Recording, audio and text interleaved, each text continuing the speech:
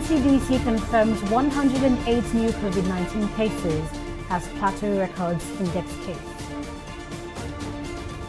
United Nations seeks $3.4 trillion debt relief for Nigeria and other countries. And Taliban rejects calls for ceasefire during Ramadan.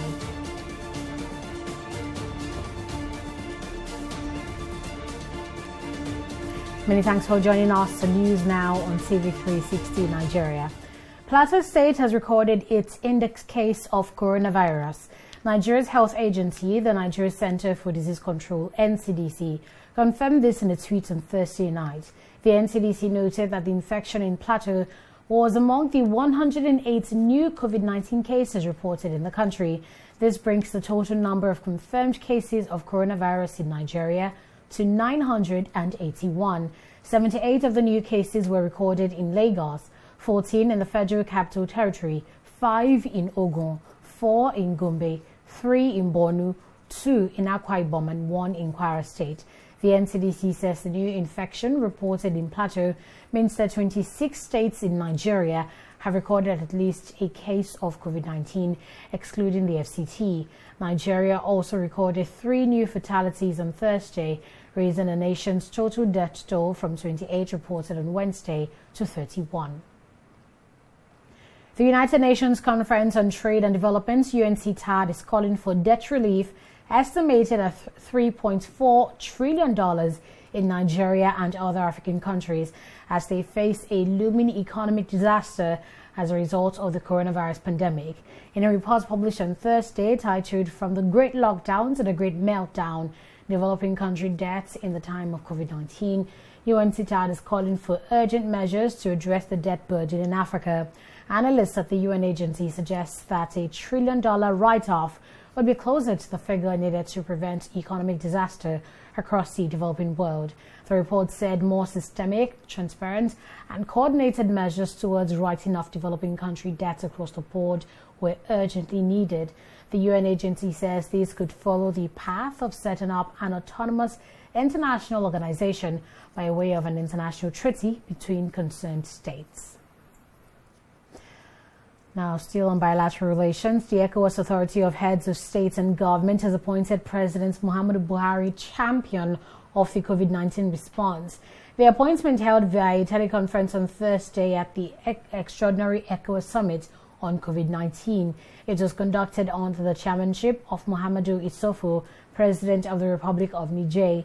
During the teleconference, President Buhari called on fellow ECOWAS leaders to look beyond the challenges posed by the COVID-19 pandemic and tap into various opportunities that it presents for the betterment of lives in member states. Buhari also called on other African leaders to embrace agriculture, technology and innovation in order to emerge stronger from the pandemic.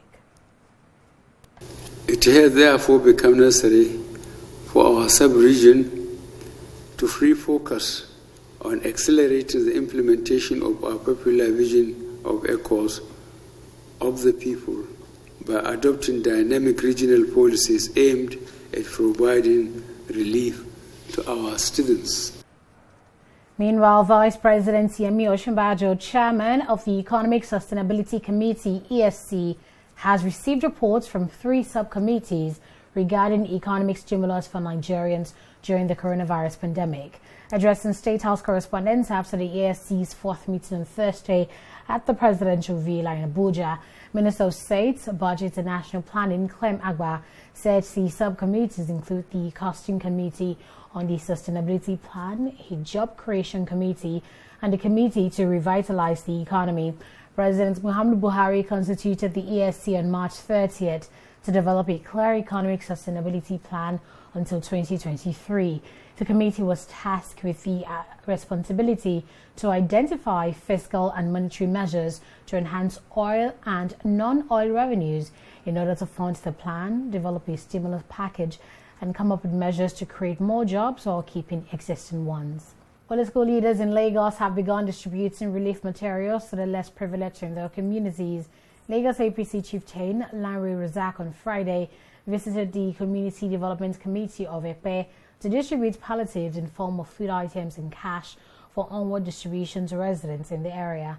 He urged residents in the community to play their role to stop the spread of COVID-19 and cooperate with security officials to enforce the lockdown. We believe in our brother's keeper. We believe we should be very careful to ensure that we should be safe. And to be safe is to ensure the social distance is complied with. Is to ensure that you wash your hands regularly. Is to ensure that you do what is necessary. You don't get crowded together. You keep the distance and ensure that you remain at home. Don't go around. There is nothing to show you that the next person to you is not corona infected and you don't want to die. Please sustain this short period so that we can live longer and be useful to our family and to the state and to our community. My appeal to you is to stay and obey the COVID-19 protocol. And to support government efforts, I'm giving this palliative, I'm giving rice and cash donations to the community in Ekpe division. I've given them through the CDCA, I will give through the mosque, I will give through the churches, I am giving through associations so that everybody is benefiting from this gesture. The Nigerian National Petroleum Corporation (NNPC) and its partners have donated about 6 ambulances and medical consumables, including face masks, body suits, hand gloves, and sanitizers to southwest states. Minister of State for Petroleum Resources, Timothy Silva, presented the donation on behalf of the NNPC and the Independent Petroleum Producers Group (IPPG), which comprises of 26 indigenous oil companies. NNPC Group Managing General Manager, Group Public Affairs Division, Kenny Obataru, says the donation is part of the 21 billion naira intervention initiative on the COVID-19 pandemic by the Nigeria oil and gas industry. The items donated to Lagos, Ogun, Ekiti, Osun, Oyo, and Ondo states were received by the Minister of State for Health, Olorimbe Mamora, who is a member of the Presidential Task Force on COVID-19, and Lagos State Governor Babajide Sanwo-Olu. And in Delta State, the Chief Judge, Justice Marshall Omokoro, has set 150 inmates free in the past week as part of measures to curb the spread of the COVID-19 pandemic. Beneficiaries of the pardon include inmates of the Warri, Agbo, Sapele, Kwale, and Ogwashuku custodial centers. Justice Omokoro added that the freed inmates are 60 years old and above, those with health issues likely to terminate in death, low-risk offenders, inmates with minor offenses, and inmates who had less than 3 years jail term to serve. Reacting to this, Controller of Corrections, Delta State Command, Ovi Esezabo, thanked the state government for the gesture and advised the freed inmates to be of good behavior, urging them to shun crime and criminality. And now to the north, the Kaduna State government has set up a mobile court to try violators of the curfew declared following the outbreak of COVID-19 in the country. The Kaduna State Commissioner for Internal Security and Home Affairs, Samuel Arwan, disclosed this in a statement on Friday. Arwan said senior magistrates have been assigned to head mobile courts within Kaduna and its environs with immediate effect in at least 8 locations. Kaduna Deputy Governor Hadiza Balarabe had imposed a lockdown throughout the state on March 26th, but there have been violations of the restriction of movement order, social distancing, and gatherings of large crowds have been reported. And South Africa would begin to slowly ease its 5-week nationwide coronavirus lockdown from May 1st. President Cyril Ramaphosa announced this in a televised speech on Thursday, saying they decided that beyond Thursday, the 30th of April, the country should begin a gradual and phased recovery. Ramaphosa had rolled out strict confinement measures on March 27th, under which people were only allowed to leave their homes for groceries, pharmaceuticals, and medical appointments. The spread of infections during the lockdown period slowed, which was later extended until April 30th. South Africa has the continent's highest number of coronavirus cases, with 3,953 infections announced on Thursday and 75 deaths, representing the highest single-day jump recorded so far. And in Italy, they've begun conducting antibody tests in the northern region of Lombardy on Thursday to glean information about coronavirus immunity. Health authorities have said 20,000 tests were performed every day in Lombardy. First to be tested are those in the worst hit provinces, health workers, those under quarantine showing coronavirus symptoms, and those they have been in contact with, as well as others with mild symptoms. The kits made by Italian biotech firm Diasorin look for the presence of antibodies in the blood, which points to some level of immunity. Authorities hope to roll out the tests in a wider region after April 29th. Super Eagles striker and captain Ahmed Musa has debunked claims that he and members of his family have contracted the deadly coronavirus. Musa, who plays for Al Nassr in the Saudi League, self-isolated after returning to Nigeria from Saudi Arabia, leading to social media speculations that he had contracted the virus. But writing on his official Instagram page, Musa clarified that he was hale and hearty. He said it was sad that some people wanted to use the COVID-19 pandemic to gain followership or views on their pages by spreading falsehood. You're still watching news now on TV360 Nigeria. We'll be right back.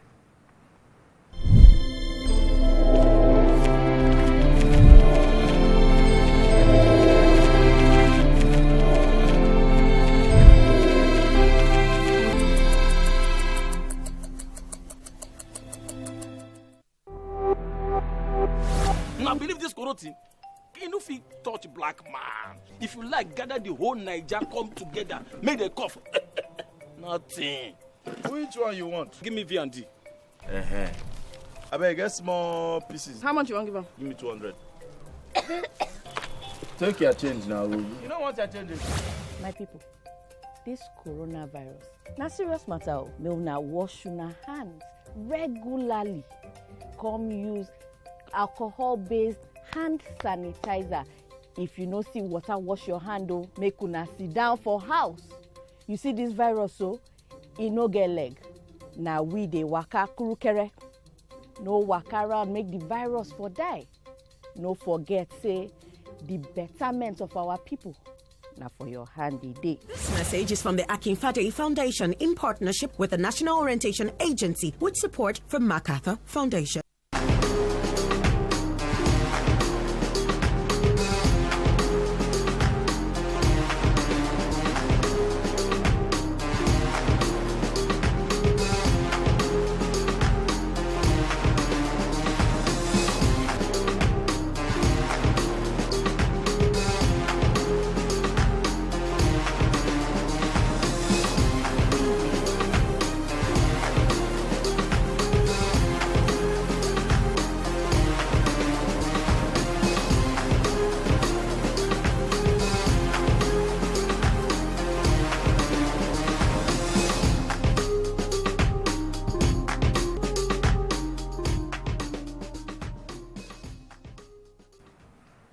Sokoto State government plans to expend the sum of 500 million naira to feed residents of the state during Ramadan, while constituting a 32-person committee of COVID-19 Ramadan feeding program in Sokoto State.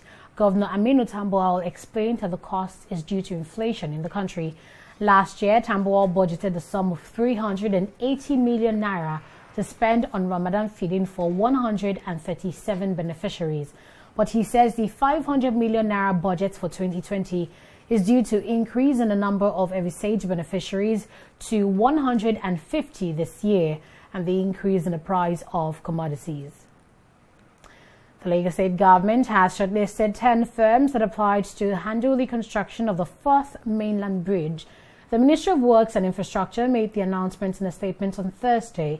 The firms include CCECC Nigeria Limited, China Harbour Engineering Company, Julius Berger Nigeria PLC, Power Construction Corporation of China, among others. Designed to be a 38-kilometer bridge and expressway with a design speed of 140 kilometers, the 4th mainland bridge would be the longest in Africa when completed. Currently, the longest bridge in Africa is the 6th October Bridge in Cairo, Egypt. Now to security matters, gunmen have killed a poultry farm manager and a watchman in Isele Azagba community in Aniocha North local government area of Delta State. DSP Onome, public relations officer of the police force in Delta, confirmed the incident on Friday, saying the command is aware of it. Eyewitnesses say the suspected headsmen of gunmen attacked the poultry farm on Wednesday night, shooting the yet-to-be-identified farm manager and watchman. The Delta PPRO has also assured residents that they would investigate the matter and make their findings public in due time. And in Lagos, the state governor Babajide Sanwo-Olu has inaugurated the Elemoro Area J Police Command Administrative Building in Ibejuleki area of the state. Speaking during the inauguration, Sanwo-Olu said the government would continue to beef up security apparatus in the state by providing the required support to the police for effective discharge of their duties. He said the building, which had several offices, would serve as a functional holding bay for the police as they carry out their duties even during this lockdown. The governor urged Lagosians to remain law-abiding and follow government's directives during the COVID-19 pandemic period so as to assist the security operatives in maintaining the peace. It's an area command, and I think it starts from Aja, maybe Maro exactly, is area J to Epe. So it's a big command, right? And this is a befitting area command headquarters for them. And it comes with complementary office. It's all been furnished. It has holding cell for suspects that they have around, and all of the equipment, CCTV camera, and all of it are also available here. I hear that it's a project that has been on for over 8 years, but I mean, indeed, we've been able to put it behind us. Especially now that we need our men, our security operatives, to be up and doing, to be up and about. They need to have conducive office space. They need to have conducive work environment for them to be truly committed to what we're asking them to do. So that's why, even in the period of lockdown, that we think it's important for us to quickly hand over this facility to them so that they can begin to put it to immediate use. More patrol is there now, more investigation. We have enough, you have the investigation room there, so you have the communication room there now. All those all will increase. This axis of Lagos now, communication is always faster there. With this one now and the installation of masts, so to be able to communicate from here to Akodo, from here now to Ibejuleki, and you know that the refinery is in Akodo there. And the nearest station now, the airport too is coming there. So this axis is developing faster. And then we need more security and more police presence. You're still watching News Now. We'll be right back after this break. Do stay with us.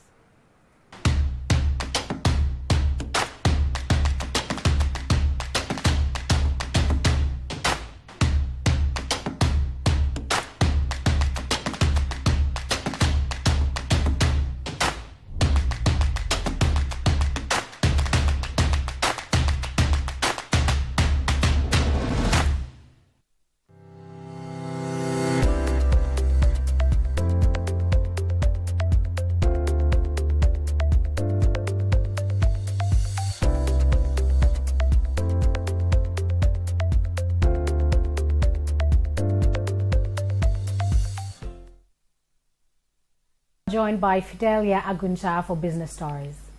Well, thank you very much, Annetta. The U.S. Securities and Exchange Commission has ended its investigation into the acquisition of a Nigerian offshore oil block by Royal Dutch Shell and ENI, the oil majors have said. Now, ENI and Shell jointly acquired the rights to oil prospecting license 245 in 2011 for about $1.3 billion, but the deal had spawned legal cases spanning several countries. Earlier in the week, ENI announced that the SEC has also closed investigations into its activity in Nigeria as well as other activities in Congo. ENI and Shell are currently on trial in Italy over allegations they bought OPL 245, knowing most of the $1.3 billion prize would go to agents and middlemen in bribes. In December 2018, the federal government filed a $1.1 billion lawsuit against the two oil firms in a commercial court in London in relation to the deal. Oil prices rose on Friday but headed for their third weekly loss as production shutdowns failed to keep pace with sliding demand due to the coronavirus crisis. Brent crude was up 58 cents at $21.91 a barrel, having risen 5% on Thursday, and the U.S. oil rose 51 cents to $17.01 a barrel after rising 20% on Thursday. Prices are heading for their 8th weekly loss in the last 9, with Brent on course for a 22% drop this week and U.S. West Texas Intermediate set for a fall of more than 6%. Under a deal agreed between the Organization of the Petroleum Exporting Countries and other producers, including Russia, output cuts of 9.7 million barrels per day are due for May. We will now shift focus to the stock market after this break. Stay with us.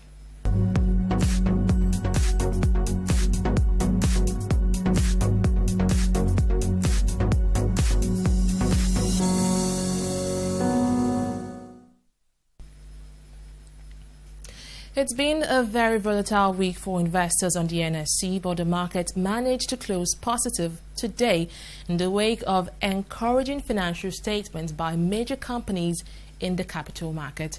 Crucial market indicators appreciated by 0.57% as some investors were encouraged to spend more on major equities, while market cap gained 67 billion naira to close the week at 11.77 trillion naira.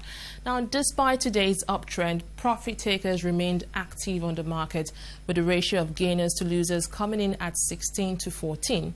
At the close of trading, over 211 million equities valued at 2.2 billion naira were transacted in 3,957 deals. MTN Nigeria leads the pack of gainers today after investors traded close to 900,000 of its stocks, valued at about 88 million naira. It was also a good day for Cadbury PLC, Guarantee Trust Bank, and UPD Credit, as they all posted gains to take the second, third, and fourth spots on the gainers chart.